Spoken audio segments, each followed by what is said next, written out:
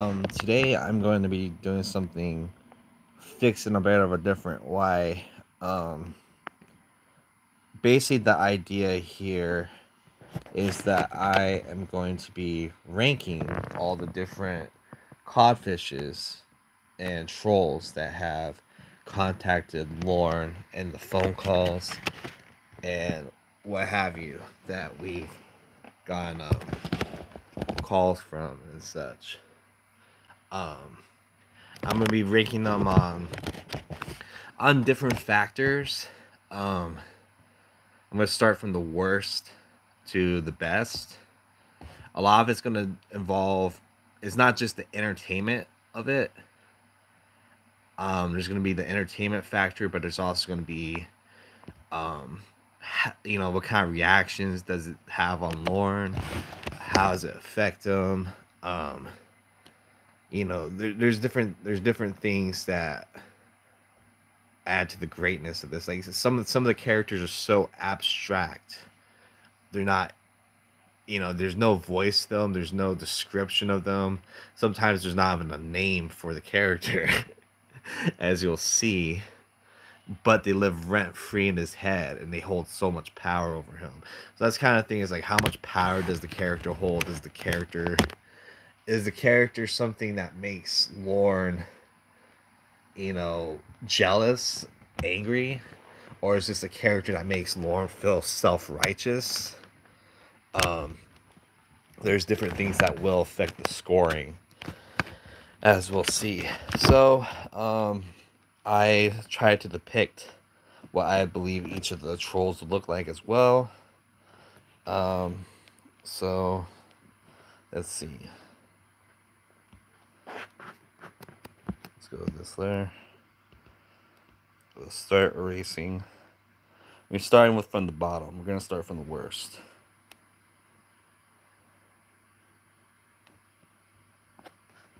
We're on our first one. So one of my least favorite characters is the evil Chris Hansen, I guess you could say, that they portrayed um, during the Casey saga. So basically, this version of Chris Hansen, they said was a rapist and a pedo that had raped a minor version of Casey Moreau, who was the decoy that helped get Lorne get arrested. Um, one of the big things I don't really like is when they take like real people, like Chris Hansen or Casey or Xavier, like real people that, especially they were the ones to help get a lot of these predators arrested. I didn't like that they took real people like this and then try to make them, the type of predator and stuff that Lorne was, and that they helped get arrested. I don't like that. I wasn't a big fan of that, and I especially didn't like that Lorne was able to take the Lorne took that and tried to be self righteous and act like he was a better person or not so bad. He's like, well, I only tried to fuck Kayla, who I thought was 13. But I wasn't successful in it, so I shouldn't be held accountable for it. Meanwhile, Chris Hansen was having sex with a 17-year-old Casey Moreau or something, so he should be arrested and stuff. I just don't like that shit. So that's bottom tier for me. Um, the next one is Nathaniel slash Nathanielette. Um, it turned from like Nathaniel to being supposedly Nathaniel's a female who wants to have sex with Lorne. So is that first he's gay for Lorne, then he's a female for Lorne, and it's just a weird character. I thought the voice acting sucked.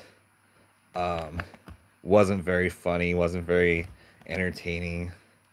Um, just it is kind of a filler character, I guess. I mean, it is another thing that Lauren thought, oh yeah, look at me, I'm such a good person, I'm better than you, you're a piece of shit and stuff like that. If you just wanted to fuck me, why don't you just say you wanted to fuck me? I thought it was a very weak character, not a fan. Um, let's go to our next one. The next one we have is Michelle Simpson, another throwaway kind of fodder character. Uh, she did have a purpose. There's going to be a lot of characters that maybe have a purpose. She's a good tool for Ramona. She's a good tool that Ramona was able to use against Lorne. You know, Lorne's always accusing Ramona of cheating on him all the time. He has no evidence of it, of course, but constantly accusing her of being a cheater. Meanwhile, he tried to have sex with her at Dunkin' Donuts, arranged for the meeting, and got mad that she didn't show up. Um, there's others that he did that with as well, but that was like a major one. She called him out on it. She grilled him perfectly for it. He tried to deflect. It's like, well, what about the doctor? What about the doctor? It doesn't fucking matter because she didn't do anything with the doctor. There's no evidence of that. But you're caught recorded on a phone call trying to meet this character for sex, and then being mad that the character didn't show up, and the character changed multiple times. It's the obvious guy voicing.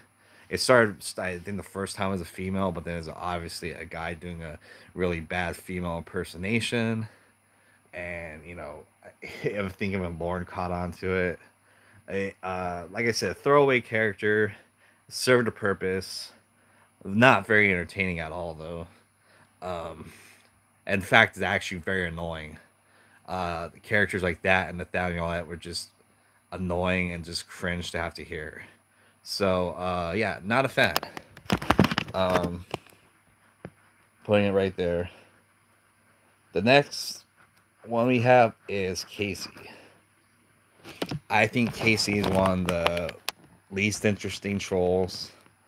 Um, like I said, I'm not a fan when they take actual, like, real people.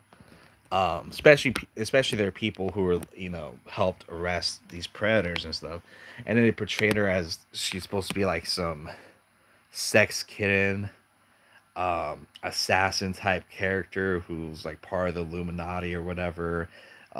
She's also supposed to be a rapist and a child predator herself.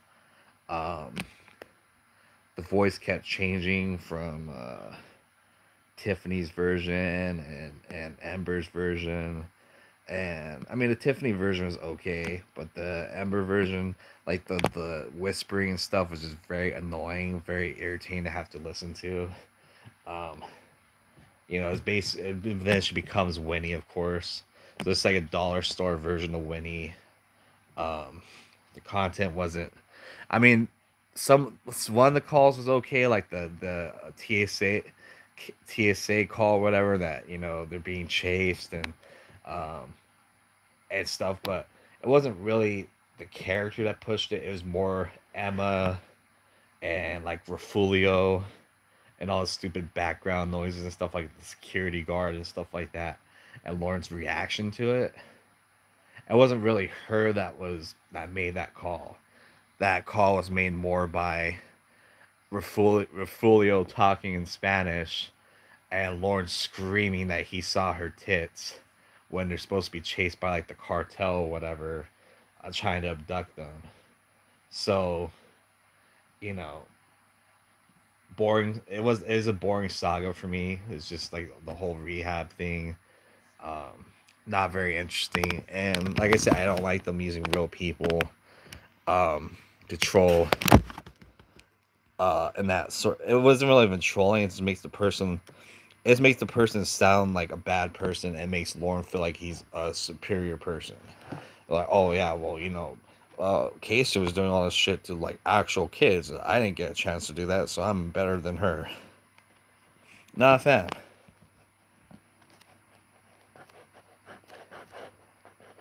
Okay, our next one, he's a throwaway character. Somewhat entertaining is the lawyer from is like Brawl Weary Babston, what was his name? Crunchy or something. It was it was like a bunch of Predator names put together. I think his name might have been Rick. I can't remember the name of the lawyer. I would say lawyer for it. Served a purpose, prototype Dan. Same exact voice as Dan. I think eventually became Dan. I'm not sure if he eventually became Dan or what. I'm not sure if Lorne ever realized. I mean, the voice is unmistakable. Like, he didn't really even try doing a different voice for this character when he becomes Dan. And the fact that Dan is a lawyer, too. I mean, it's okay. Not really much of an opinion on it.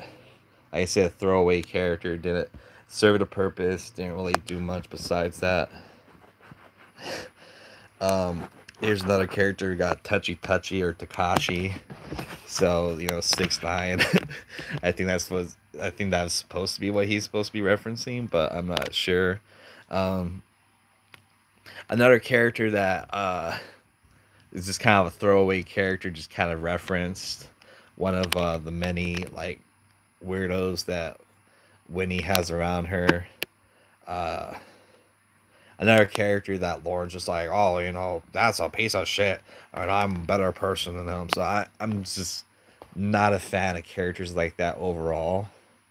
Any character that makes them feel like superior, it gets docked points. It's just gonna be what it is. So, yeah, not a big fan.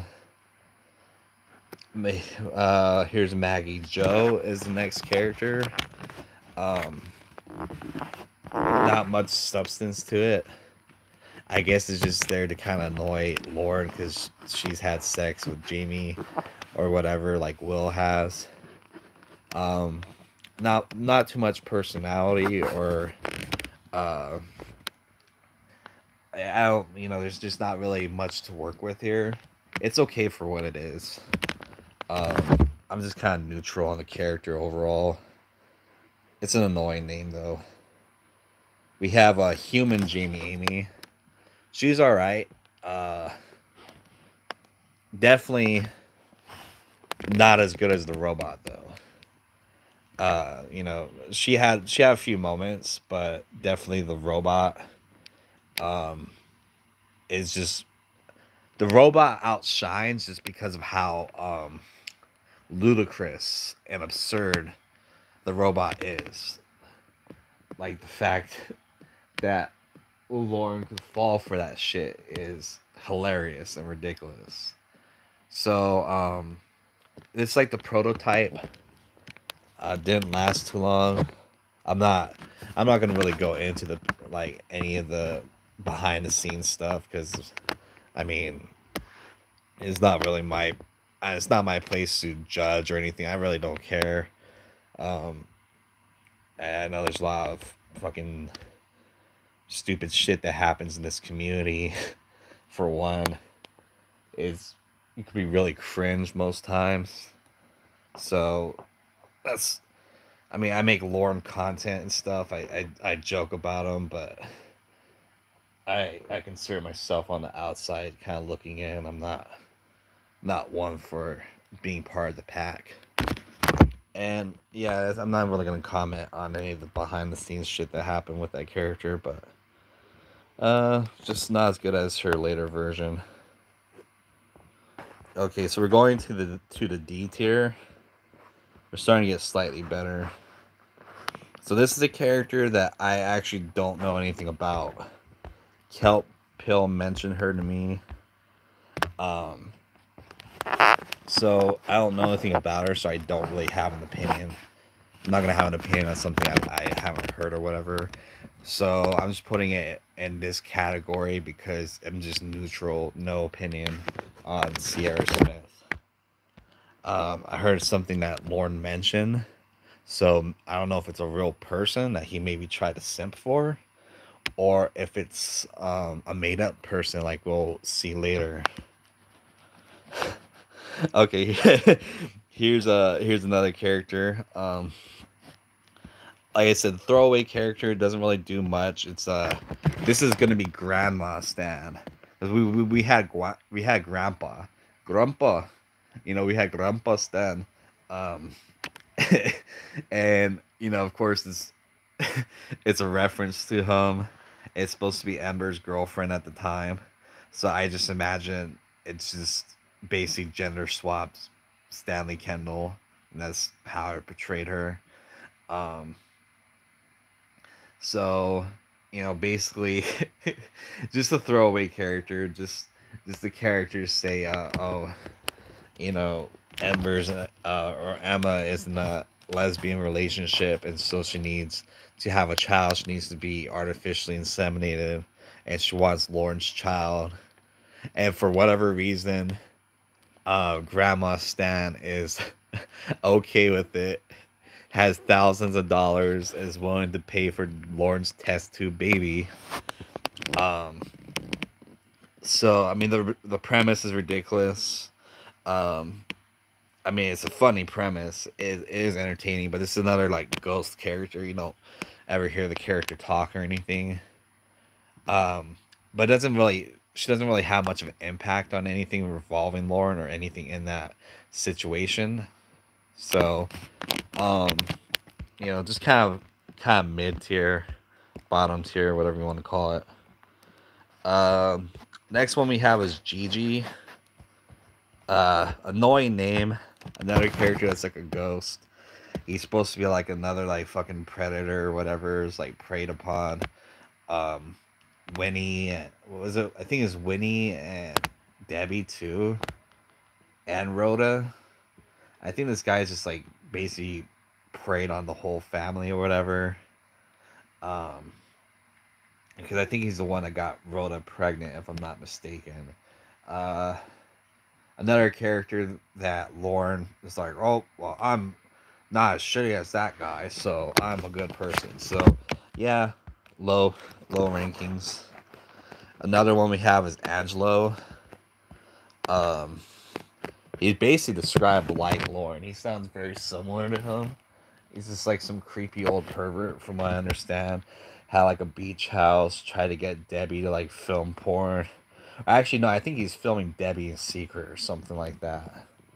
Um, just another character that's supposed to be as vile as possible, and like Lauren, basically someone that he could compare himself to and think that he's better than what he is.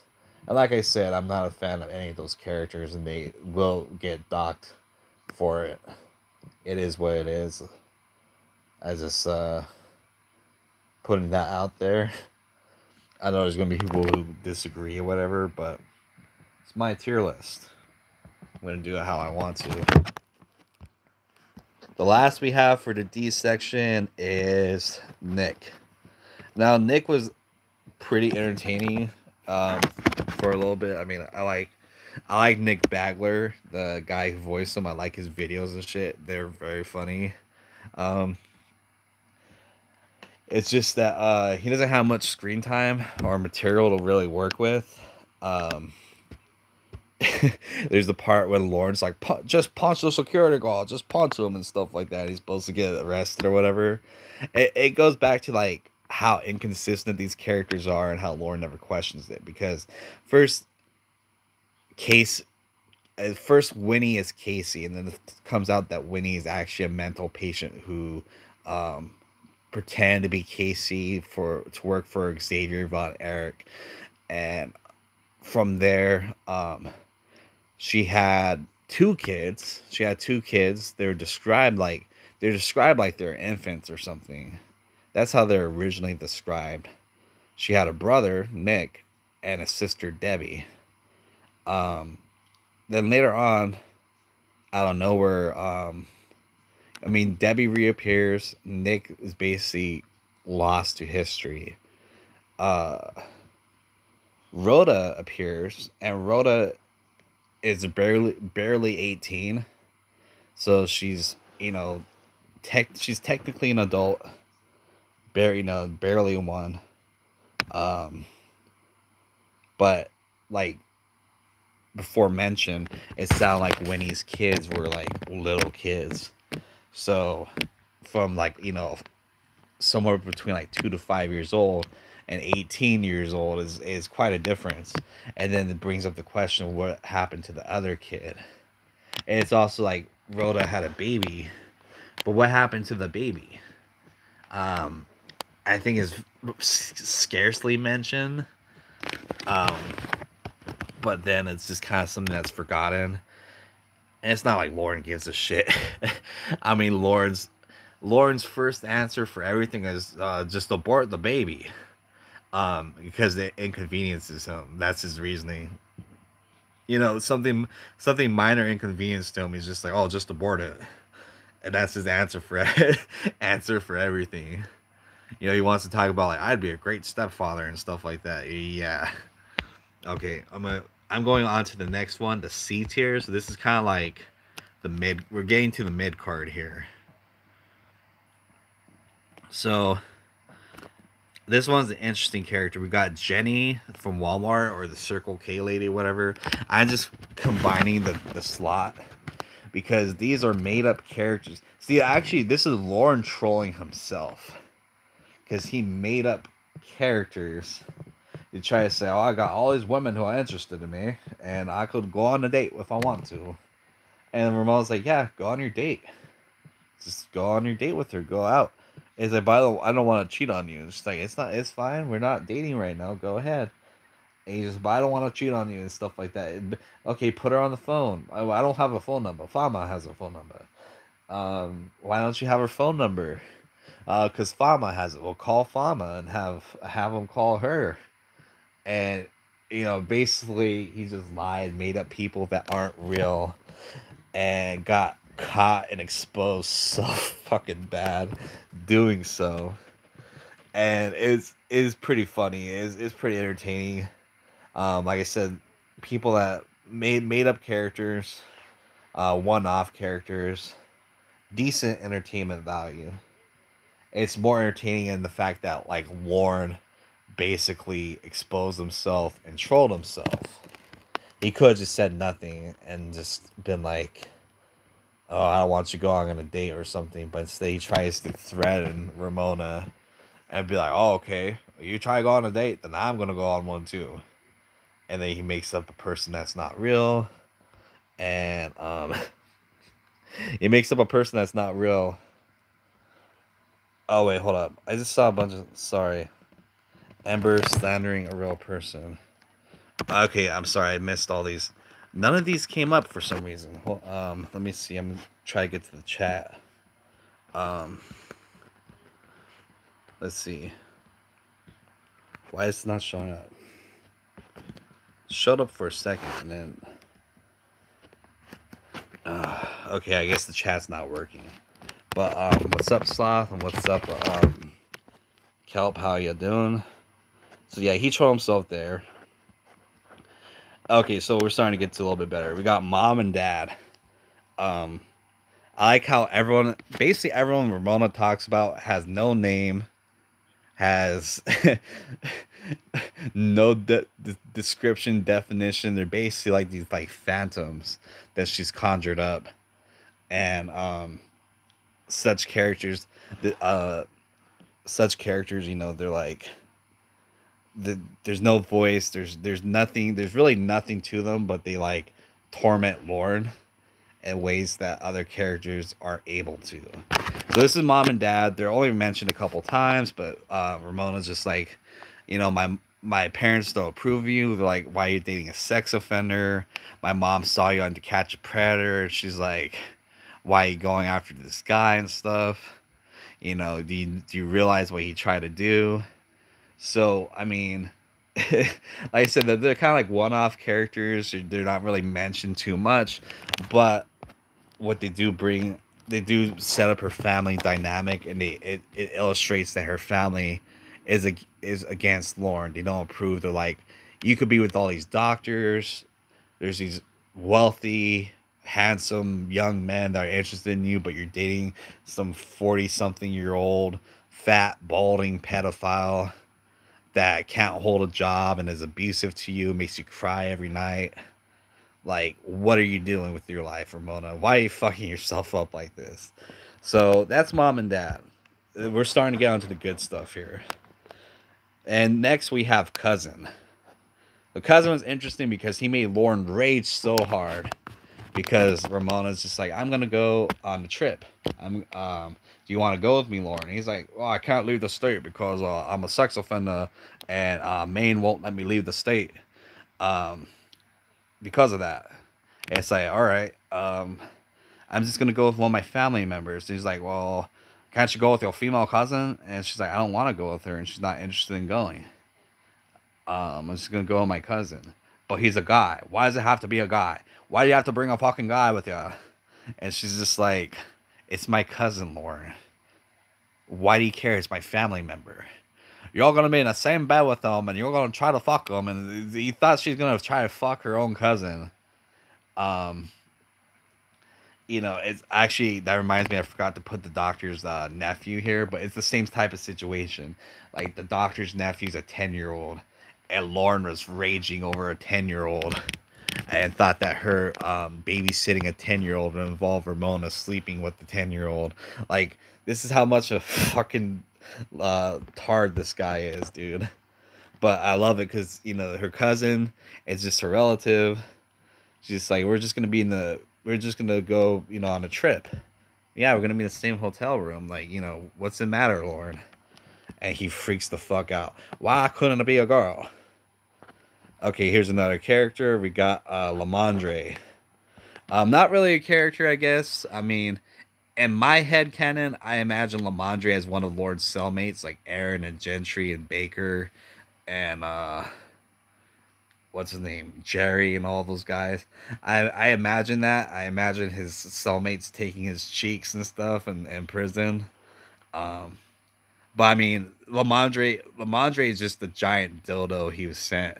But the fact that like Jamie covered it in brushy juice, was like the most foul fucking concoction you could think of. I think it was like Parmesan with vinegar and yogurt and all this like nasty stuff that they had sitting out in the heat, like in a hot car for like 3 days straight, and then like they coat the dildo with it, and then like Lauren's licking that shit off the dildo. He's just like, it's funny too because he's like, I'm homophobic and stuff like that, but he's like giving sloppy toppy to some fucking dildo, trying to taste her pussy juice off of it, like. And the fact that he's putting that shit on his food and eating it out of the jars is so fucking disgusting. Like the like he's not really a character or anything, but just the sheer entertainment value of seeing Lorne fucking um walking around with a dildo, like that shit is fucking funny. Okay, here's our next character, Rotor. Um, the character is supposed to be, so I guess it's supposed to expose that Lauren's a creep, and it does do that. Um, it's got a little less impact because she is 18, so it's just barely the legal requirements. So Lorne trying to do the foul shit he trying to do would technically not be illegal. He technically wouldn't be breaking the law doing so, but the dynamic of it is pretty fucked up because she is extremely immature for her age. She's a victim of sexual assault. She has a baby from being, I think, raped by Gigi or something like that. Um, she's always like, that shows like the dynamic too, because she tries to have sex with Dan, and Dan's like, no, that's not right. You're too young for me. I'm not interested in that. You're Winnie's daughter. Like, that shows that like Dan's like a normal person, has self control, um, isn't fucked up like Lorne. And Lorne's just like, and this is where Lorne's like really disgusting and fucked up because he keeps saying, I want to be her father figure. I want to, be her father and stuff like that. And then he's trying to have sex with her, and he thinks he's going to have sex with her and Winnie, and he's going to be having sex with her behind Winnie's back and shit like that. Um, really fucked up shit. It just shows that you can't trust Lorne with anything. Uh, you know, it's kind of like when he got arrested, he's like, Chris Hansen's like, do you have any kids of your own? It's just like, no, unfortunately. It's like, what do you mean, unfortunately? Like, dude, you're being caught being a fucking child molester, and then you're saying it's unfortunate you don't have any kids around you that you can fucking do that to. Like, seriously, dude. This is fucking stupid. But, like there is a lot of entertainment value though, like the whole pot brownie and her like eating it, and then I mean, to be fair, it would technically be Winnie's fault and her fault for eating Winnie's food or whatever. But the fact that they pin it all on Lorne and say that he killed her is fucking gold. The funeral is hilarious, especially the animation Sloth Cat did for the funeral was that's top tier entertainment. The shit was so fucking funny. Uh, you know, uh just very it did have a lot of entertainment value to it. It really showed how creepy and disgusting Lorne can be as a person. So, um, not a favorite character of mine, but she does have her purpose. Refulio, another offshoot, another one-off character. He's supposed to be Ember's cousin. Um, of course, he's like a super stereotype of a Mexican because there's some weird obsession with Mexicans being like portrayed in the Lorne universe. There's like some weird, I don't really know what to say about that. It is what it is. Uh I mean, he caused so much rage in like a 10-second appearance. He's obviously the same voice as Emma, speaking Spanish. Um, and Lauren doesn't pick up that it's the same voice. Like there wasn't even really any effort with it. So that makes it even funnier. And Lauren starts screaming, even though he's supposed to be like the getaway driver, trying to help them, like trying to help save Casey and Nick. Lauren starts screaming because Casey starts showing her tits because she's, fucking high off a bunch of drugs that she's drugged with, and she thinks she's being abducted by aliens and shit.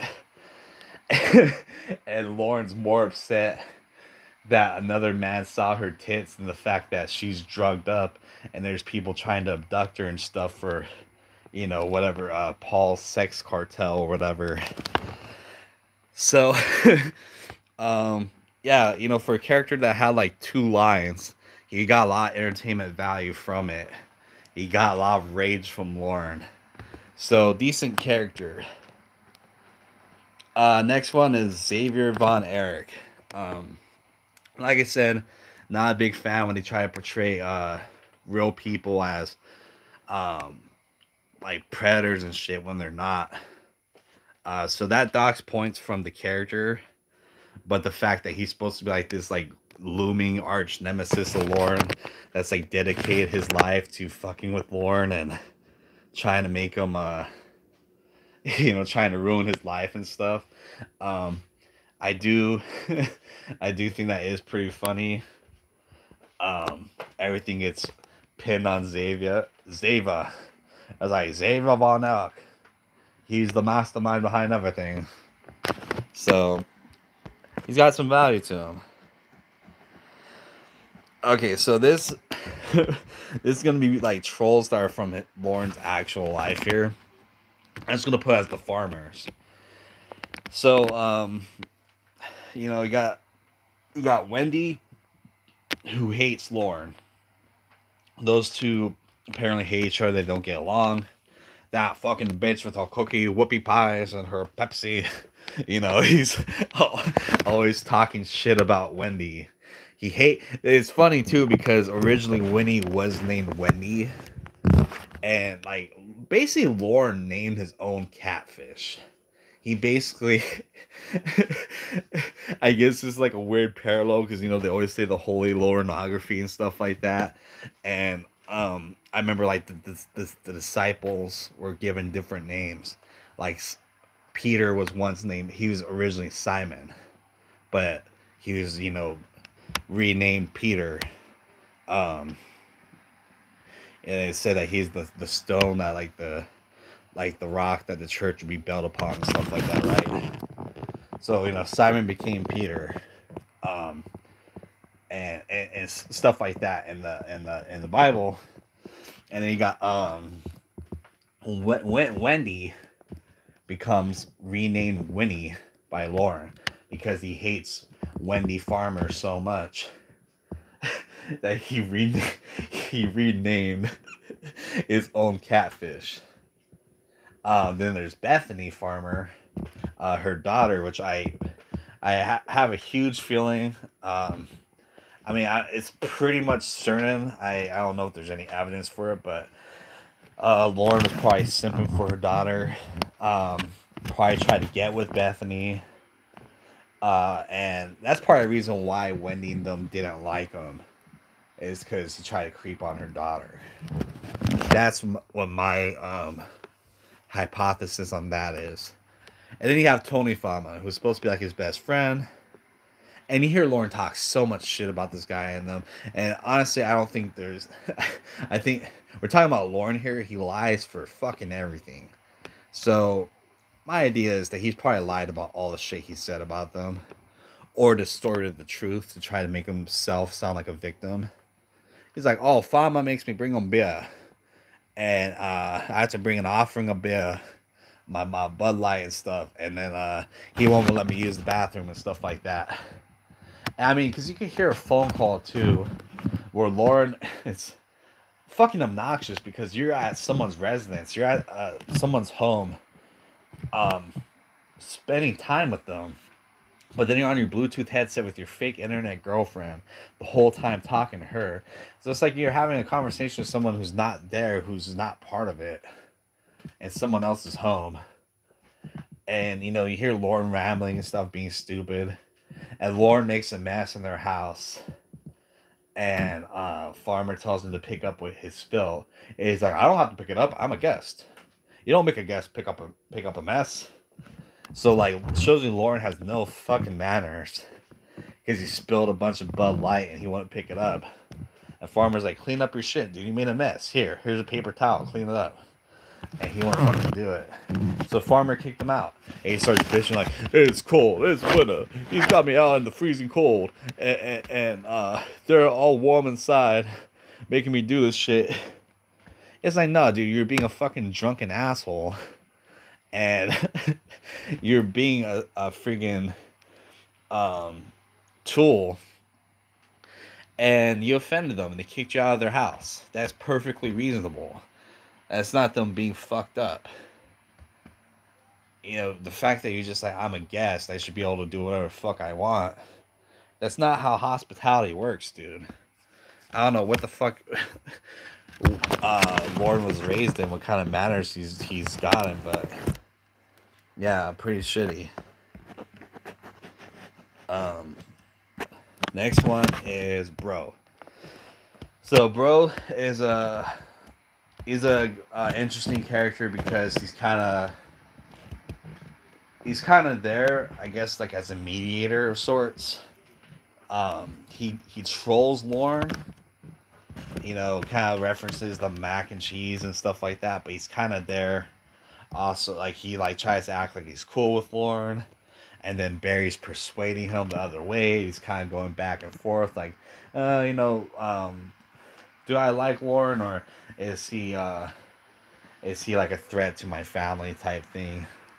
So he's an interesting character because he kind of plays both sides, even though it's obvious that he's another troll, and he's he's trying to get he's making fun of Lauren, he's making teacup references that go over his head and stuff like that. But the viewer that would understand it gets the little joke and gets some humor from it. Entertaining, decent character. Served a good purpose. Got some good calls from that. Here's our next one is Lauren's princess. I think her name is Kate, the Australian girl. That is it was pretty funny in the videos and stuff. Like her talking about simping for Lauren and how she wanted him to breed her, and that "Oh yeah, I'm legal. I'm 19. I need your seed, Lauren," and stuff. And then Lauren's like, "You're too young for me. Leave me alone. They're too young for me." And it's it's funny. The 19-year-old is too young for him. but the 13-year-old wasn't, and neither was the 17 to 18-year-old in Rhoda. Like those are perfectly fine, but the 19-year-old who actually looked like an adult and was an adult by law was too young for him. Um, it just shows like his blatant hypocrisy. And the fact that Ramona, references her and stuff like, oh yeah, this is another person you try to cheat on me with. She says she gives you compliments online, and you have to call her and you have to talk with her and stuff like that. You can't just ignore it. Like anyone says something and you have to respond to it. You can't just ignore it. It's a decent character. Next one is Kayla. Portrayed her as like her actual age would be rather than the kid version. Obviously the character Lorne fell for, got arrested. Um, there's the chat log, which is basically him talking to himself for most of it, with a few K's sprinkled back and forth. You hear childish versions of love. You hear about Mr. Penis and stuff. The holy pornography does have its funny moments. It's also very dark, disturbing, and creepy. I think what I hated the most, I really got irritated like reading, was the opening parts when he tries to act like, oh, you know, you shouldn't be on here. Don't tell people your last name. Don't tell them your school and where you're from. There's real weirdos on the internet and stuff like that. And then he starts, showing her dick, showing her his dick, and trying to get her to have sex with him and masturbate for him. And the fact that, it's just super groomer, super chomo type behavior. Um, you know, he first off acts like he's looking out for her and has her best interest in mind. And then like almost immediately starts trying to have sexual relations with her. Shows up to the Sting house where Casey played it, and I mean the fact there's like 5 different girls he's shown before Casey, and didn't realize that. I mean, I guess he realized it for a moment, but brushed it off like, oh yeah, she's still growing, so she's gonna look a little different. It shows just how creepy and disgusting he is. But it's also just kind of like the fact that he said, "I never meant to do it. I never meant to do it." First off, it doesn't mean if you shot somebody, I didn't mean to do it. It doesn't matter. You still shot somebody. You still did it. You still drove there. You still tried to engage in it. And when he showed up there, you acted like you won the lottery. You come in, hey girl, and y'all so giddy and so excited. You try to pressure her for a kiss like 20 times. You try to get her out into the truck and stuff so you can abduct her. Um, you know, never meant to do it, but you spent a month talking to her. Have 400 something pages, and apparently there's supposed to be like another 200 pages that got lost or something. Probably more of the same shit. Uh, and especially he even talked about, he incriminated himself more because he talked about the MySpace girls and his nieces and stuff like that, show that he has a pattern of this behavior, and it wasn't just maybe like an opportunistic type thing as such as Jeff Stacy did. It's more like a career type thing, similar to D-Mac and Bald Beaver Hunter. you know, you never meant to do it, but you drove hours from your house, cross state lines. Um, Somehow had no money when he stole $30,000. Um, couldn't even bring a fucking pizza. Yeah, you're like, oh, I brought you a fucking Walmart bracelet and shit like that. Like, and that's another thing too. Oh, I wouldn't be much of a present if I told you. That's not a present, Lorne. You're talking about a surprise. You can know what a present is, and it's still a present. He always says shit like that, and it irritates me. It's just like hearing like, "Oh, are you anxious and stuff?" and he means excited. Like anxiety is not a positive thing, dude. Fucking stupid, but yeah. this basically the character that brought us everything to come. Next we have Matilda. She's kind of like a character that shows up once in a while. Um, she's basically the nurse and caretaker for Casey slash Winnie. Sometimes hits on Dan. Um, and the character, I mean, it plays this role. It's the way she like lectures Lorne is pretty funny. Actually gives him sound advice, but of course he's never gonna take it and stuff. It's just like, you better not be talking to this young lady like that and stuff like that. He's like, you're a fucking piece of shit. That stuff is pretty funny to see him get scolded and see him get scolded by her. Because she's just kind of like, why are you treating this young lady like this? Like, here she's trying to be your girlfriend and you're yelling at her. What the fuck is wrong with you, Lorne? And then like when you hear her talk about dad and stuff, and Lorne screaming about the heart-shaped balloon and how how that's such a problem and stuff. Like it's just kind of funny for what it is. Okay, next we got Victor. Victor, he's basically Paul 2.0. He's got the same voice and stuff. He's got some funny moments, like the whole chicken wing thing, and when he's playing with the stapler and he's like trying to get Winnie to move and he's just irritating the fuck out of Lorne. He's like, I don't want to be here, you fucking asshole, and stuff like that. As he's just like, hey Winnie, Winnie, you need to start what is this shit? You need to start dancing and shit. And he's just going on. He's got the fucking cartoon cholo voice and shit. I mean, it's just pretty funny. He starts talking about Rhoda and like how she's a better person than Winnie because like, will she give you the sandwich? She won't take the meat out like Winnie does. Like, it's a decent character overall. Like I said, he really gets under Lorne's skin, even though he's never done anything to Lorne. That's another thing too. I think it's supposed to be some like Debbie had sex with him. And he's supposed to be 20 years old, and fucking Lorne's calling Debbie a pedophile for having sex with an adult. And she's like, yeah, he's a fucking adult, Lorne. He's 20 years old. What about you trying to fuck a 13-year-old and shit? How about that? And he's just like, don't try to turn this around on me. I'm not the one trying to fuck a 20-year-old. You're a pedo, see? You're a bad person. You see, I only tried to have sex with Caleb, but I didn't actually do it. So I'm not as bad as you are.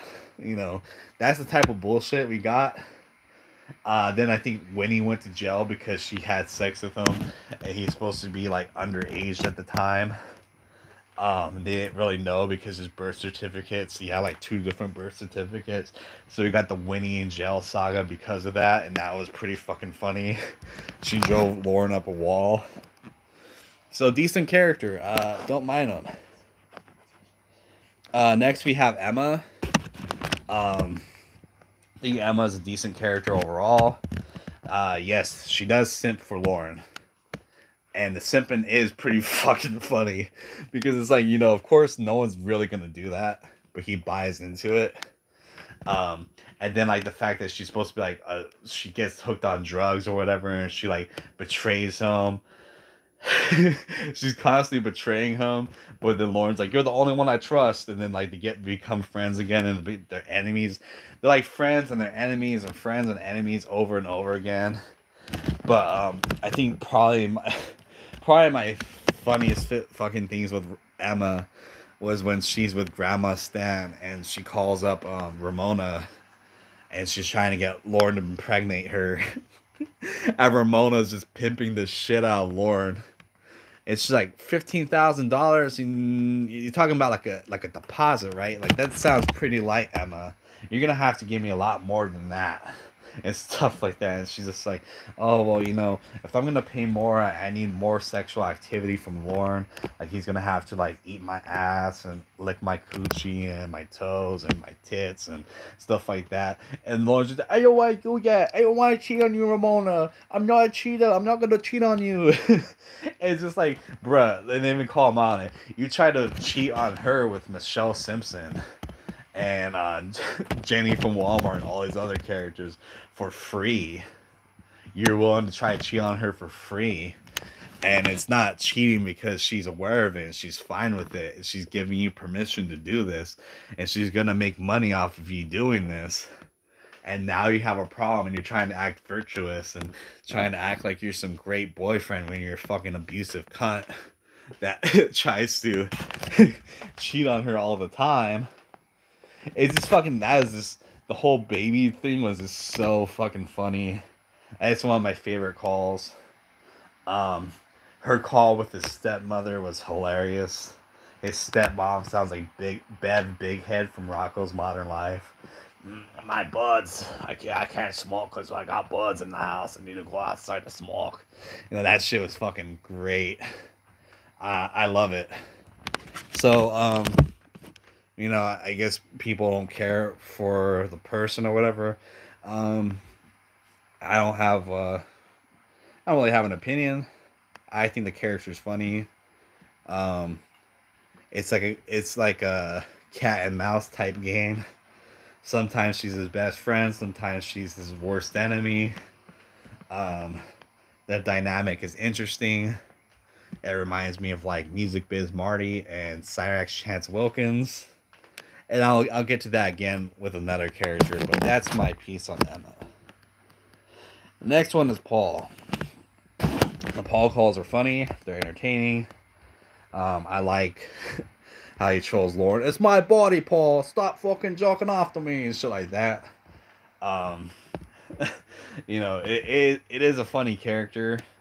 Um, the fact he's supposed to be like Jeffrey Epstein and shit. Like I say, that's what Doc's gonna dock some points though, because Lorne gets super self-righteous and thinks he's a hero and he's a good person when he's all like, Paul's a worse person than me, so I'm not that bad. You know, I did my time. I'm a good person. So having to hear any of that shit is just gonna dock points, and so that's what puts him at B tier. Well, he could be higher up, and that's the final verdict on that. We got X Derek. I didn't draw a kid. I just drew his what I'd imagine him looking as an adult. X Derek was a good troll because I mean, fucking Lorne was raging and feuding with a 12-year-old because a 12-year-old that was with my 13-year-old girlfriend. You better stay away from fucking Derek. I mean, and the fact that Derek is like Aaron's best friend and taken abroad and stuff, the pure irony of that. And I mean, this is like the sheer comedy that's come just from that character, because you have people like Bass Shaman who's made him into rap songs like Derek Stay Away. And you have like fucking Lorne being like, Derek stay away, Derek stay away from her, stay away from Kay, stay away from my baby girl. You know, that shit is fucking comedy gold. It's fucking hilarious. And he got like taken Arrested Development made made a hilarious ass video where like it's some true crime situation. Lorne murdered Kayla and pinned it on Derek, and Derek got arrested as a 12-year-old. And they spent time in prison and stuff like that for what had happened, and then they find out that Lorne was the actual murderer. And he's just like, I spent all this time in prison, and they try to do this shit to me and stuff like that. It's just so fucking funny. The fact that he's just like a name that's mentioned once or twice, and he lives like rent free in Lorne's head and terrorizes him, and he like is so jealous over this kid. And you know, he's like ready to like try to fight him and stuff. I can just imagine that, like Lorne pulling up to the junior high, like, fuck you, Derek, I'm gonna kick your ass. Then he gets his ass beat and handed to him by fucking Derek. Just beats the shit out of him and takes his girl. Like that would be so fucking funny. But yeah, Derek, Good character. Here's another character, Nana. So Nana doesn't really talk, doesn't really show up or anything. Another like Phantom Ramona character, but the power she holds over Lorne, the fact that Lorne is raging that Ramona would want to spend time with her 96-year-old grandmother, who probably does not have much longer to live on this planet, and being upset and offended that she would spend time with her family and not with him on the phone, hearing him jerk off, is comedy gold. The whole would Nana kill me or want to see me die as a baby and shit like that. Fucking funny, hilarious. Um, she's causing so much stress from just being a name and being mentioned. Like, there's really nothing more else to the character than the fact that she's Ramona's grandmother. But the fact that the pure entitlement, the pure, um, you know, the entitlement, the stupidity, the abusiveness he displayed from this, it just speaks volumes to his character. Next, we have another character that goes by a title and does not have a name or a description. Texas Girl. So Texas Girl, she was in a call with Ramona, apparently for 8 fucking hours. She talked to Ramona. She's going through a crisis, as Ramona constantly keeps saying. She doesn't give a description of what happened. She doesn't say what happened. I guess you can infer that maybe she lost a family member or something. And she's really sad and depressed, and she needs somebody to talk to. So she decides to talk to her friend, and that she has, confided in. And Lorne is so enraged. He's so mad. He keeps flipping out. Are you fucking cheating on me? Is she even real? Are you getting with some other guy? And stuff like that. Because he doesn't know what it's like to have a friend. He doesn't know what it's like to have any sort of people skills. He doesn't know that things happen to people. And sometimes you talk with them. Sometimes, you have a discussion. Maybe the discussion goes on for a while. Well, I'd be fine if it was maybe like 2 hours or something, but 8 fucking hours, and you can't spend any time with your boyfriend. Like that shit, comedy gold. I love it. Next we have the therapist, or Barry. He's one of the only characters in the Ramona saga to actually get a name. Funny interaction, funny character, great calls, great videos. It's almost like watching some like court of law shit. Like he's like the prosecutor. In this sense, he's like the prosecutor. Ramona's like the defending attorney, and bro, or Joey in the situation is like the judge and jury. And so you got like laying out all this evidence, talking about how Lorne is such a piece of shit and how he's such a vile individual.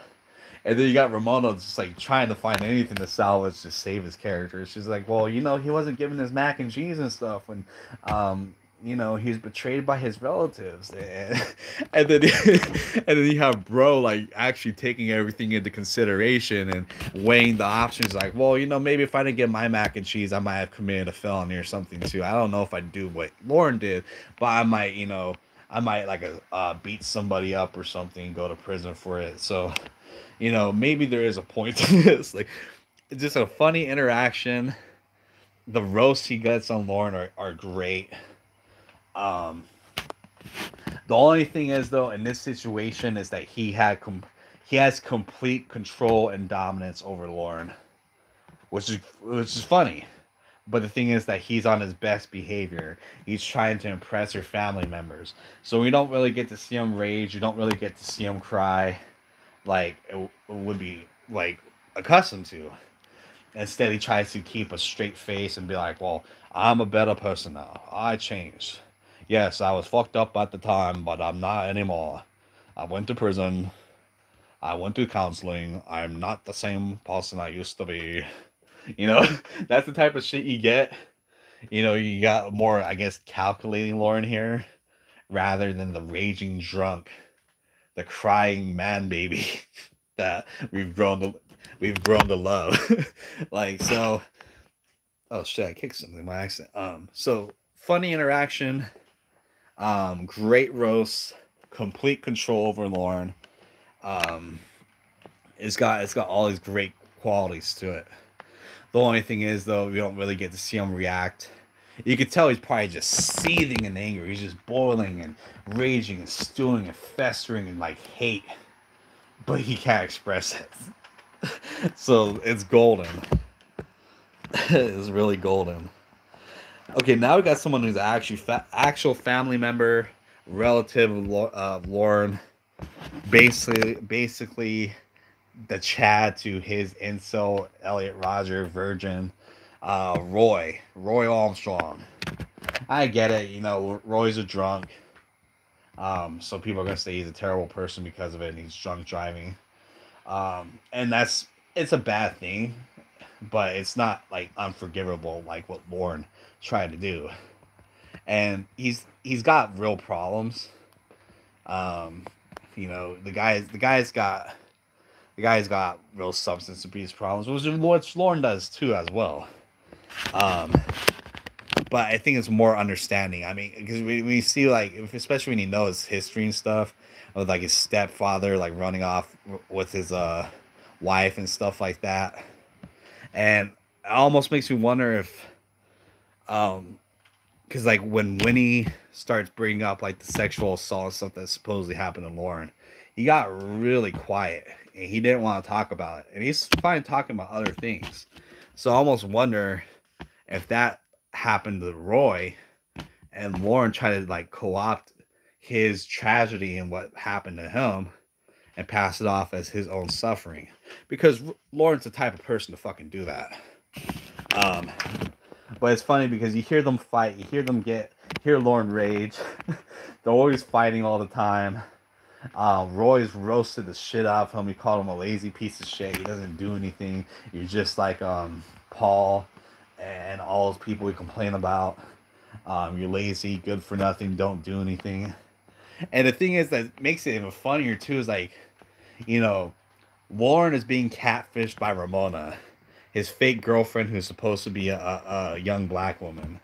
Meanwhile, during that same time, Roy is with a woman from Africa, an actual woman. He goes to Africa. He's chilling with the people. I saw some videos that he actually posted from his trip on YouTube. Um, I believe Nup North was the one who found it and showed it to me. And you see him like dancing and chilling and drinking with like the the the people from the village and stuff, just hanging out, having a good time. Um, so you know, he's very much the opposite of Lord in that situation. Um, Also, you know, like the whole situation with that woman going over to meet Lorne and staying with him, and he rather have phone sex with his robot catfish. And during that time, Roy was taking her to Pound Town, and apparently it was so loud. Those two were so loud that Lord started screaming at them like, "Shut the fuck up! You're interrupting my internet phone sex!" And he made them move to the shed because they're interrupting his phone sex with his robot. And all that shit is just so fucking funny. Like, basically all these situations where Lauren's with a fake girl, Roy's with the real one. And like, you know, I mean, he's actually a decent brother to Lauren and stuff too. I mean, especially his other relatives, they cut him off. They're like, Lauren's a piece of shit. We don't want anything to do with him, and rightfully so. You know, with what he did, no one's gonna stand by you. Um, you know, it's unforgivable. But Roy was one of the few people to have like pity on him and actually, you know, still be on decent terms with him. So, but he is like a constant thorn in Lauren's side, just because, you know, the type of stuff. And even if you look at like the things they do, it's such a difference between the two. Sure, Roy's been drunk driving, got arrested for it, but like when he drove, he fell asleep on the horn of his van. And it's just the horn going off the whole time, and it makes Lauren rage and freak out, which is hilarious. Whereas when Lorne drives drunk, he crashes into somebody's house, goes off the highway and just like busts through their basement and stuff like that. Pop could have killed people and stuff like that. And then when he call him out, Lorne called the cops and him got him arrested for driving drunk. And then like the same day or next day, where he decides to drive drunk himself. And when Debbie calls him out on it, he's like, "I'm gonna drive faster. You try to call the cops, and I'm gonna drive faster." So Lorne was willing to put other people's lives, as Cyrus Chance Wilkins say, "You put my family's lives in danger." He was willing to do that shit. Um, it just shows you just how disgusting and vile of a person he is. Like I said, it's a crime regardless. But if you compare like what happened with Roy and what happened with Lorne, it's a big difference. And also Roy, from what I understand, has gone to AEA and is actually trying to get help. He's trying to get better and overcome his addiction.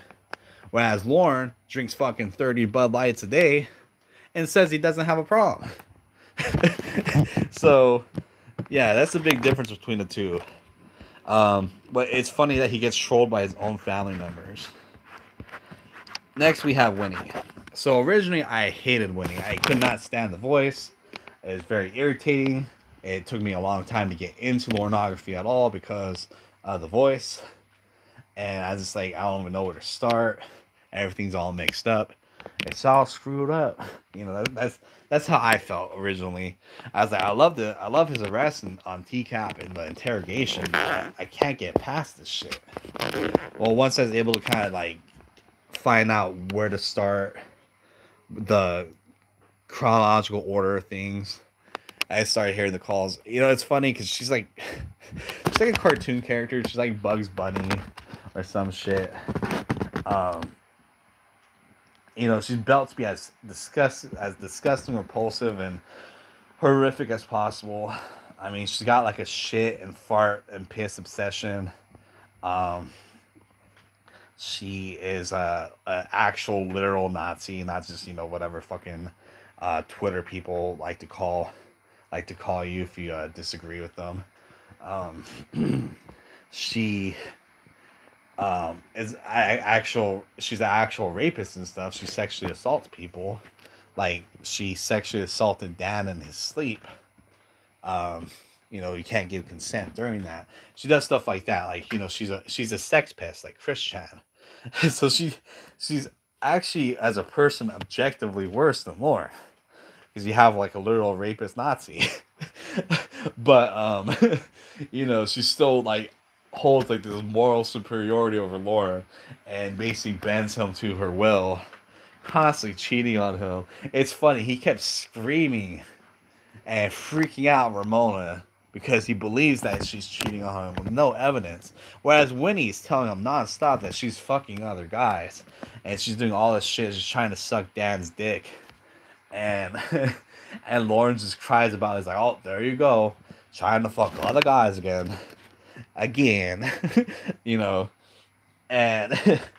it just shows him as like, and I don't really even like using this term, but it just shows us kind of how beta Lorne is.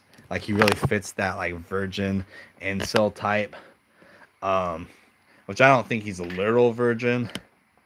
I believe he probably had some really bad sex, because a virgin is. Let me put it this way: I don't think a virgin is going to be obsessed with cucking and like wanting someone trying to fuck someone else. A virgin is going to be trying to have sex, like they'll be like, "Oh, boobs" and shit like that. Like they're not going to be like. I think he probably try to have sex with whoever in some backyard wallop. Couldn't get hard or something, or maybe she laughed at his dick size. Maybe he jizzed like super early, and it's had like a really bad session, and then like she left him for somebody else who took it as cheating. Because he's got a real fucking obsession with that, and someone who, I don't think someone who hasn't had that sort of experience is going to be obsessed with that or have that on their mind 24/7. Especially when there's no evidence to support anything like that. But yeah, Winnie's constantly cucking Lorne. She even says that, oh yeah, well, Horny Lorny, when we get married, I'm gonna be fucking Dan, and you can watch and stuff like that. He's like, you're not gonna be doing that. We're not gonna get married if you're gonna try to do that. See, it's gonna happen eventually. You just gotta accept it, Lauren.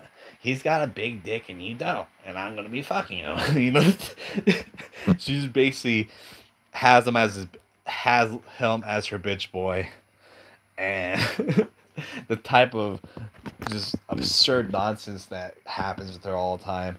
You know, it's something straight out of a cartoon. It's pretty funny. Um, it's very disgusting, but it's very funny too. So, yeah, good character.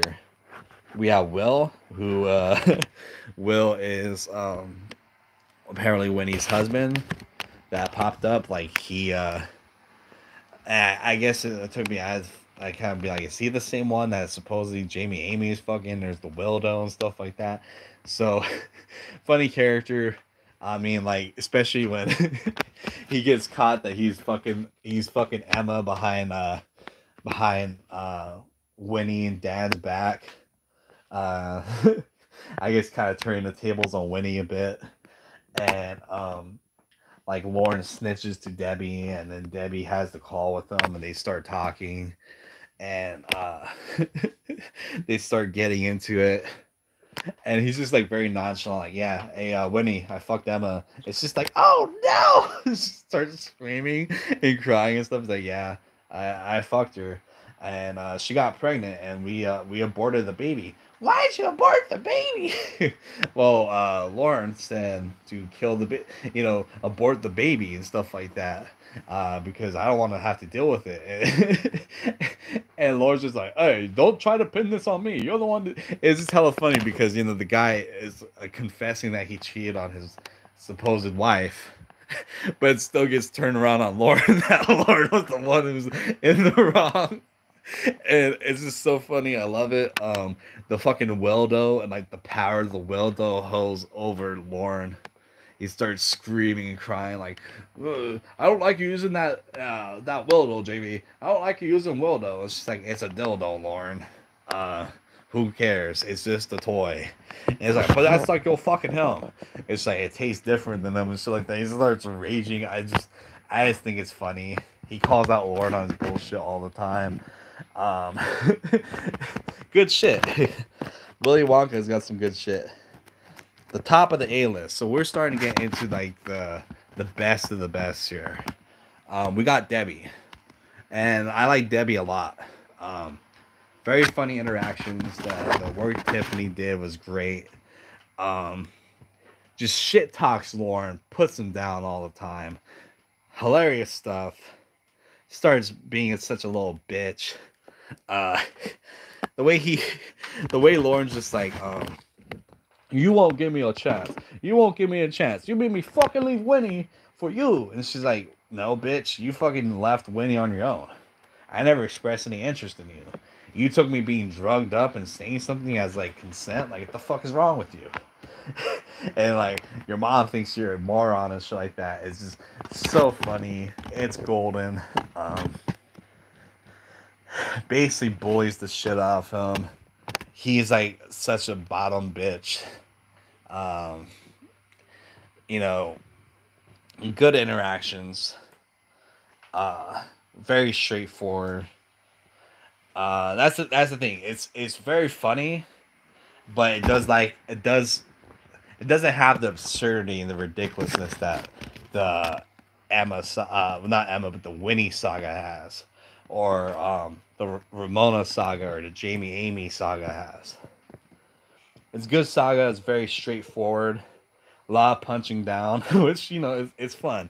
It's fun to punch down at somebody like Warren. Don't get me wrong here. It's a funny situation. But yeah, it doesn't have the whimsical nonsense. It doesn't really have the pushing the boundaries. Besides like the swordfish incident, they're being like stabbed by the swordfish and swimming with polar bears. Besides that stuff, there really wasn't anything like super ridiculous that just like pushes the boundaries of like what Lauren's willing to believe what kind of nonsense he's getting himself into. So yeah. All right, our next one is Chef Jeff Cheffery. Um, Good troll. This here's the kind of thing. I don't know. People, knowing people in this community are gonna take it the wrong way and they're gonna get offended and shit like that. But generally speaking, the male trolls when it comes to Lorne, um, by default, are just gonna have more of an impact, make him rage more, um, just because he is jealous and afraid of every man he sees and stuff like that. He's got the Chris Chan thing going on. He's afraid of men. He sees them as a threat, even though most of them are, uh, most guys don't even have any fucking awareness or interest in somebody like Warren.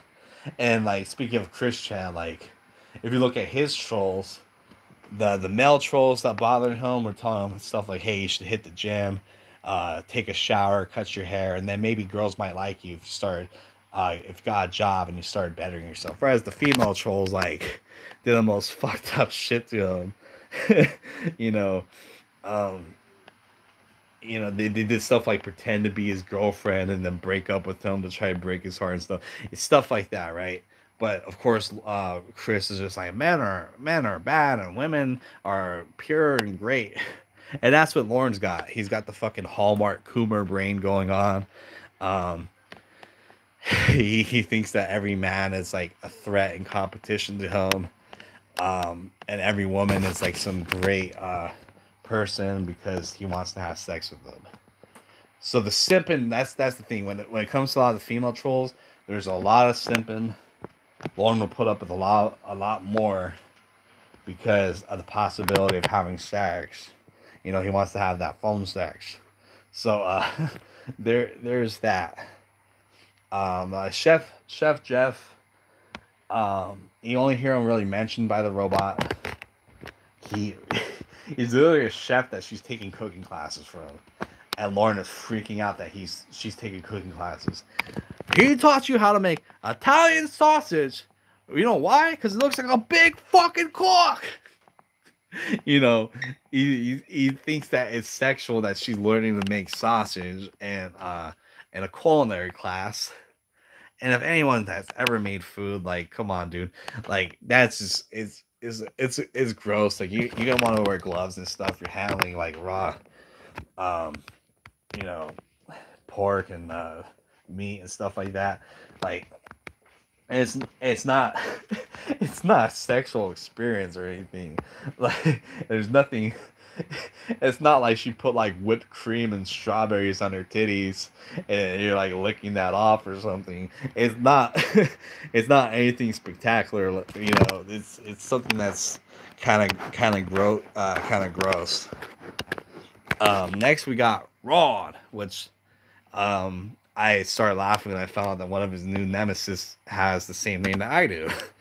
Um, but so I basically just drew Rod from The Simpsons, but trying to make him like older and look like Prince, basically, because there's a lot of Prince references and stuff in the trolling. So I kind of figured it was necessary.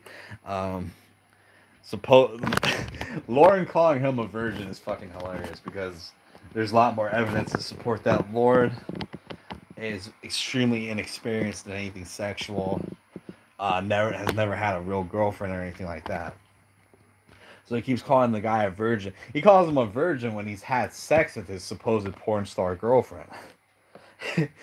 He's made videos with her and stuff. And he's possibly got her pregnant. And Lauren starts freaking out like, "Oh, you got you're pregnant with Rod's fucking kid. You better abort it." And stuff. He wanted the baby aborted because, it wasn't his and it would inconvenience him. And he was talking about his stepdad and stuff like that. He doesn't carry that same energy. But yeah, the amount of rage that Lauren gets at Rod, another abstract character, is pretty golden. Um, let's see. Our next one is the real Chris Hansen. Okay, not the not this weird child molester type shit that they came up with during the Casey saga, which I already said is one of the worst characters I think they had. Um, it's the real Chris Hansen golden segment. Um, when he comes out, calls out Lorne for what he did, uh, puts him on blast, and you have him reading his chat log back to him, just grilling Lorne, lets him know that he's on TV. Um, hilarious, golden. Is like perfect television. You couldn't write a better comedy than seeing Lorne get arrested, and what the delivery that Chris Hansen had when he's just like grilling him and shit. And you got the sheriff's office down, get down, stuff like that. Like classic segment. And he still lives rent free in Lorne's head. Lorne blames Chris for him being arrested and not his own actions. Well, I was okay with the police being done, but the media should not have been. Like, fuck you, dude. Um, he talks about that. He says Chris Hansen is bad because he did it for money. He didn't do it for the right reasons. He didn't do it for the right reasons. He did it for money and stuff like that. What are the right reasons, Lorne? Oh, what? So it would have been okay if he did it for free then? Is that what you're trying to say? Like, look, dude, he's a news reporter. They're doing a news segment because it's a serious fucking problem that's only gotten worse over time. It has not gotten better. I think people forget. It's like once TCAP went off the air, this shit didn't stop happening. I mean, look at fucking YouTube. Susan's Golden Boys, like James Charles, Jeffree Star, and Lezion, Shane Dawson are all fucking chomos. EDP. I mean, how many? Every other day you find out someone is doing some fucked up shit, and with what To Catch a Predator, the work that Perverted Justice and NBC did has spread awareness for that. And, spread awareness. It's got actual predators like Lorne arrested. It's got laws strengthened about this because especially the laws back then were a lot more lax. Nothing really happened to these people, especially in a shithole like California where I live. Like, these assholes got off with, 90 days, supervised parole or some shit. Like, they got off with nothing, dude. So, the type of work he did was good. And it's like, he should have done it for free. It's like, dude, when you do work, when you make a product or a service, you deserve financial compensation. That's how things work. Okay? That's how we're not fucking Soviet Union, we're not some communist bullshit. You provide a product or service, you get financial compensation for it. It's just how it is. There's nothing wrong with that. It's perfectly justified. Perverted Justice made all this money. You know how much fucking work they had to put in? They had to talk to your bitch ass for a month. Had to see your disgusting penis nonstop. They deserve every penny. They should have been paid more. Sherry Twist should have been paid more money to have to talk to your ass. That's how I feel. They weren't. I feel like they weren't paid enough for the type of work and stuff they had to do. Especially for the entertainment value they've given us over the years because of it. Next is Mama Gwen. So a lot of people hate Mama Gwen and Lorne's family and stuff because they're related to Lorne. So some people are like fucking autistic and they, some guy is bad. So, we should fuck with his whole family because he's bad. Obviously, Lorne is the rotten apple of the bunch. His other relatives, they don't fuck with him. I feel bad for Mama Gwen. She had to deal with him. And if you hear her interactions with him and stuff, she's fed up with his ass. She doesn't want anything to do with him, really. She's an old lady. She's tired. She's dealt with a fucking she's dealt with like a 12-year-old with the emotional maturity of a 2-year-old in a fucking 53-year-old man's body, for the past 53 years or so. That's what she's dealt with. Um, she's very.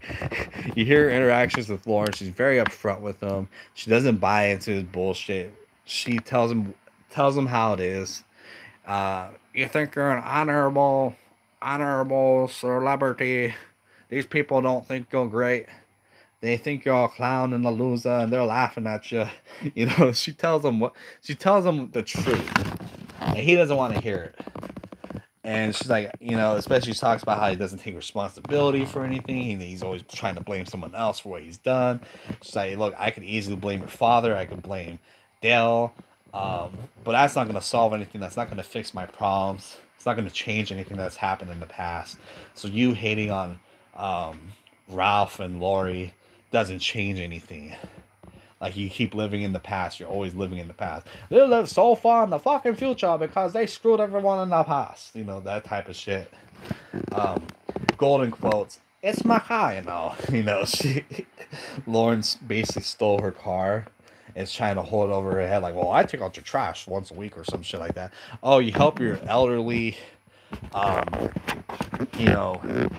probably feeble old mother take out her trash once a week.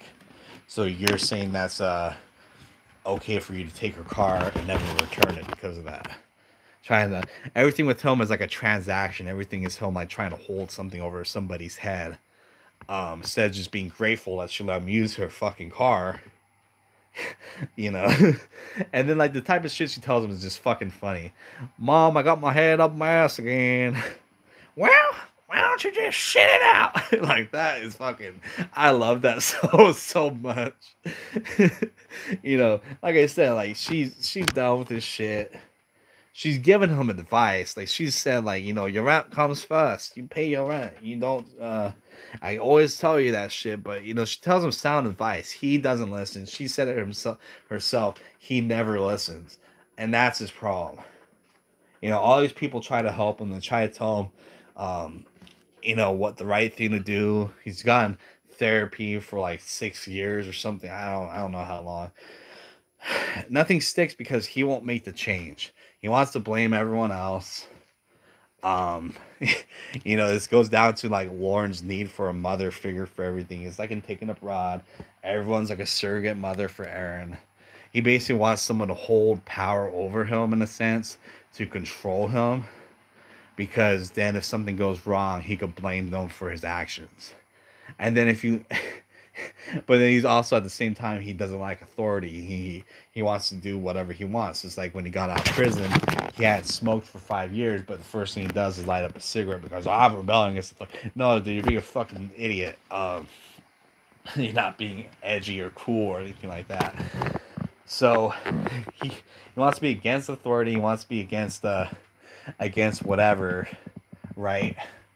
And then when something goes wrong, he's gonna say, "Well, you allowed me to do it. You allowed me to do it." It's like, Lorne, you're a fucking adult. You're supposed to make your own decisions, and if you fail, it's on you. That's how life works.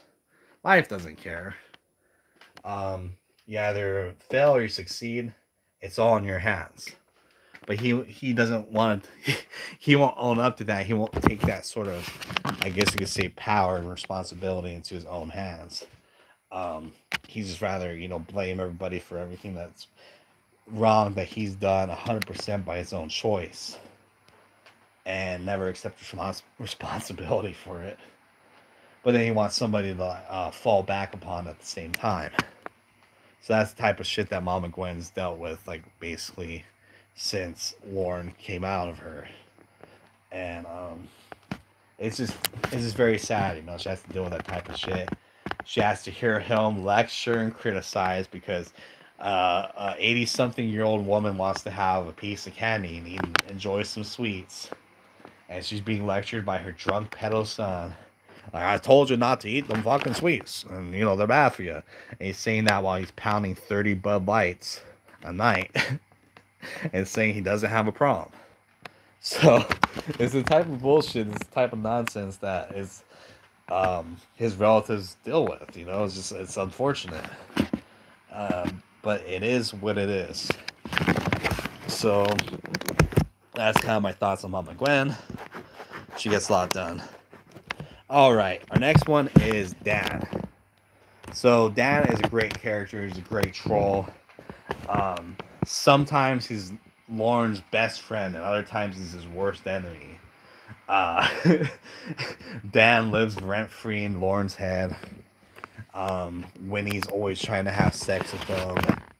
He's, he's jealous because he's with Emma, and he wants Emma to send him pushy pictures. Um, every female he knows wants to have sex with Dan and his 8-inch cock. 8 inches down your throat. Um, so there's all that going on. um, had some great interactions of him raging at Dan, and then when he like tries to suck up to Dan, it's pretty fucking funny too. It's this very great like I said, cat and mouse, Tom and Jerry type dynamic that Lorne and Dan have between the two of them. Very similar to Music Biz Marty and Cyrax Chance Wilkins. Like if you know the Cyrax lore, sometimes Marty is his best friend, sometimes he's his worst enemy. You know, he gives him like fake music contracts and stuff all the time. And then there's like the there's like the situation with like the Bender boys gave him a contract, and Cyrax is just like all dressed up. He's got his shades, like he thinks he's finally made it. And like, oh hey Cyrax, your music's not selling. The contract's not really working out. I'm like, well, what do you mean? And then like, we're gonna have to sell your contract. So we sold your contract. What? Do what? What? And then like we sold your contract to Music Biz Marty. It's like no, it's like the WWE shit. He got double crossed, and he finds out that Marty has power over him and stuff. And that's the type of shit that happens with Dan. I mean, he gets Casey slash Winnie balloons, buys her balloons to make because she's in the hospital and get well soon. One of them happens to be heart shaped. Lawrence starts freaking the fuck out. He explains to Lawrence, just like, dude, I just bought balloons. Okay, they're 5 for $20. I said, just give me whatever. I don't care. I'm a guy. I'm not really focused on what type of balloon it is. I just want, get her like a little present, make her feel better. And Lawrence was like screaming and like, "You stay away from my fucking woman," and stuff like that. And then just the dynamic, the exchanges between the two are great. Um, and it's comedy regardless. You get to see different aspects of Lorne between his rage, his crying, his simping, his ass kissing. the amount of ass he kisses is pretty gold.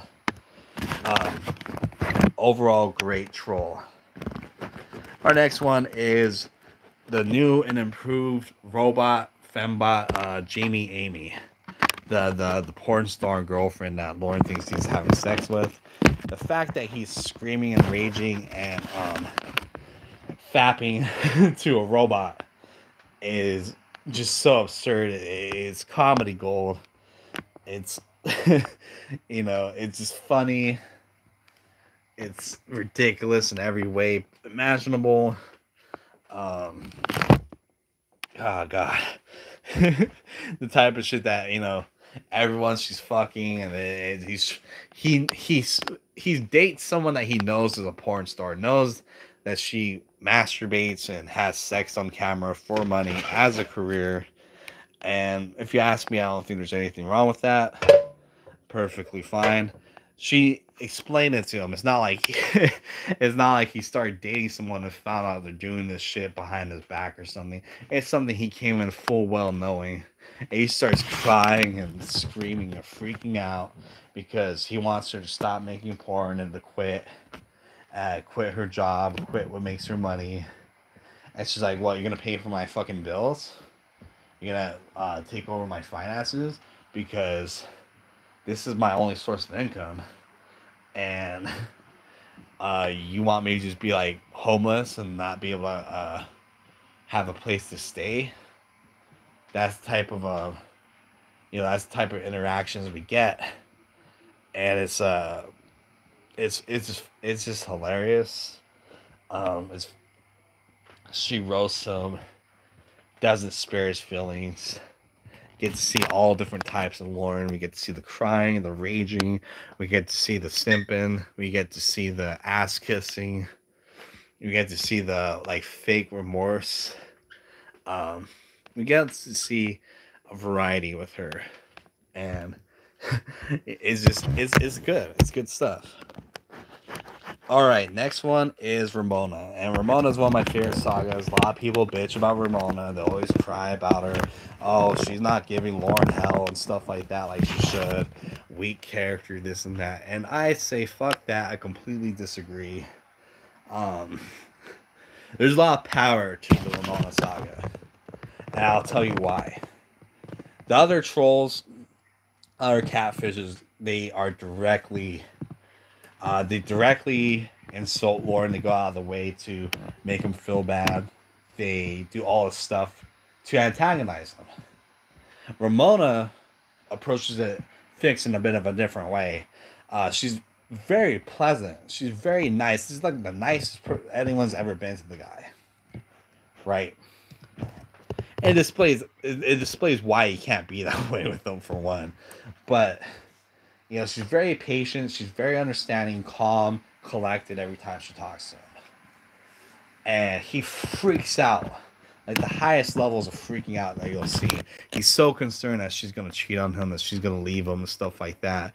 Um, you know, just the rage he gets, the amount of control and stuff that he tries to be controlling over her. Um, it's just it's just so absurd. It's ridiculous. Like I said, she's like the nicest anyone's ever been to. He's and the thing is too, like she gets a lot of good digs in him. She gets a lot of good jabs, makes a lot of good references that are funny. Um, but she's very clever about it. She's very nonchalant. It's not direct. It's not beating you on the head with it. It's very subtle. But like the digs she gets at Lorne over it are great. Just the way he reacts and stuff. When she says stuff to him like the doctor is more than you'll ever be, more than you could ever hope to be. You'll never amount to what the doctor is. Like stuff like that really, really just like impacts him. It makes him like cry and rage. And like was just like, Lauren, are you crying and stuff like that? Like she got like feigned sympathy for him and stuff like that. Like it's just a very good. She toys with him perfectly. The fact that she came out, said that she was trolling him, it's all fake, and he still tried to believe it. He still he still trying to get her to get with him, leave her boyfriend. And he's like, well, didn't you fall in love with me? You don't really like Chloe too much, do ya? And stuff like that. And he kept trying to convince her to leave her actual boyfriend for him. And she says, I'm Elizabeth and stuff like that. Um, you know, it's funny and ridiculous. It's like it's all fake, it's all bullshit, but you still want to believe it. Like they told you straight up. They told you out straight. He's always keeps screaming, I want you to be honest with me. I want you to be honest. When she's like the most honest person that he's talked to. Um, he's so afraid of her cheating on him. Yet he tries to cheat on her any opportunity that he gets. And she calls him out on it. She, the whole story of her like looking up sex offenders on the internet to try to date somebody. Like it's just ridiculous. It's funny. It's ridiculous, but it's not like so out there like the Winnie stuff or the Jamie stuff that it's like out of a cartoon and any rational person would be like, this is there's no way any of this is real. Her stuff is ridiculous, but it's not pushing the envelope and the boundaries that much. It's very calculated. It's very controlled. It's a very it's a very she's very cerebral with her attacks on Lorne. Um, Very subtle. There's nuance to it. It's it's not super direct, not over the head. And like I said, she literally kills Lorne with kindness. Other people, they like yell at him, they call him like an asshole. They use his rhetoric on him and shit like that, call him a retard or a fag or whatever the fuck they use his own insults against them and stuff like that, which is funny. It's all funny. Love seeing him get insulted, but she incites the most rage out of him without even lifting a finger, basically. And to have that much power over him, to have that much influence and sway is remarkable. It's just like how he's just like, "You control me, Ramona. Do you realize you control me?" and stuff like that. It's just like, Lorne, what are you talking about? He's just like, if you tell me not to do something, I'm not gonna fucking do it. And she's just like, I have to tell you not to be abusive to me. You don't understand. I was raised by mom. If you tell me not to do something, I'm not gonna fucking do it. And it's just like, so you're raised by your mother. Is that how your mother teaches you to treat women? Like, the fucking interactions, the dynamic is great. It just shows you how much of a coward and an idiot that Lorne is. And it's perfect. It really is. It's a great saga. The content from it is great. Uh, it's it may be the first saga, but it's still one of my favorites. The fact that like no one has a name or description or anything, like she's literally torturing. I mean, I know Lauren likes to jack off to like ghosts moaning and shit, but she's literally like torturing Lauren with phantom characters that aren't even real. So just that alone just makes it even more perfect. Like these characters don't have a voice or anything for the most part, besides someone like Barry and Bro. Like none of these characters have any voices. They don't have any sort of representation. They're like literally figments of Lord's imagination that are haunting him. And I fucking love that. And now we're gonna get to the best troll. The goddamn fucking doctor. Dr. Horstick himself. Dr. Horstick.